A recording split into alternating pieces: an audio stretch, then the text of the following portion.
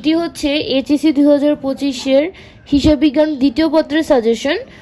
তোমাদের যে পঞ্চম অধ্যায় রয়েছে যৌথ মূলধনী কোম্পানির আর্থিক বিবরণী, এই চ্যাপ্টার থেকে তোমাদের 2টা বাধ্যতামূলক আসবে। তারপর হচ্ছে খ বিভাগ। খ বিভাগে হচ্ছে তোমাদের 9টি সৃজনশীল থাকবে, যে কোনো 5টি সৃজনশীল আনসার করতে হবে।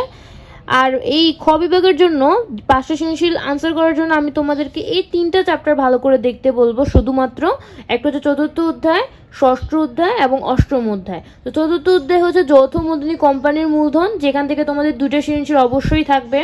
ষষ্ঠ অধ্যায় আর্থিক বিবরণীর বিশ্লেষণ, এটা কিন্তু এটা অনেক অনেক সহজ একটা অধ্যায়, এখান থেকে তোমাদের 2টা সৃজনশীল থাকবে। এবং অষ্টম অধ্যায় মজুদ পণ্যের হিসাব রক্ষণ পদ্ধতি, এই অধ্যায় থেকেও তোমাদের 2টি সৃজনশীল থাকবে। তো তোমরা যদি এই 3টা অধ্যায় যদি শুধু পড়ো, তোমাদের আরও 2টা চ্যাপ্টার রয়েছে, কিন্তু আমি 2টা চ্যাপ্টার বলবো না, আমি শুধুমাত্র এই 3টা চ্যাপ্টার ভালো করে দেখতে বলবো, কারণ তোমাদের শুধু 5টা সৃজনশীল আনসার করতে হবে। তো তোমরা বাকি অধ্যায়গুলো তোমাদের এত পড়ার দরকার নাই, তোমরা চাইলে শুধুমাত্র এই 3টা, যেহেতু সময় কম, তোমরা এই শুধুমাত্র এই 3টা চ্যাপ্টার যদি ভালো করে পড়ো তাহলে কিন্তু সহজে 5টা সৃজনশীল আনসার করতে পারবে। তো বাকি চ্যাপ্টারগুলো হচ্ছে তোমরা শুধু এমসিকিউর জন্য দেখবে।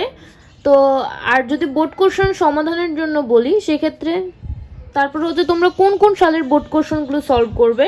তোমরা হচ্ছে 19, 21, 22, 23, 24, এখানে আমি 5টা সালের বোর্ড কোশ্চেন বলতেছি, কিন্তু তোমরা যদি তোমাদের কাছে সব বোর্ডের সব সালের প্রশ্ন না থাকে, অথবা তোমাদের হাতে যেহেতু সামনের সময় কম, তোমরা শুধুমাত্র 2টা সালের, তোমাদের যদি 19 আর 21 থাকে তোমরা 19 আর 21, যদি 22, 23 থাকে তাহলে 22, 23, 24 থাকলে 23, 24, মানে শুধু 2টা সালের বোর্ড কোশ্চেন অ্যাটলিস্ট তোমরা কমপ্লিট করো, তাহলেও কিন্তু তোমরা ভালোভাবে প্রস্তুতি নিতে পারবে।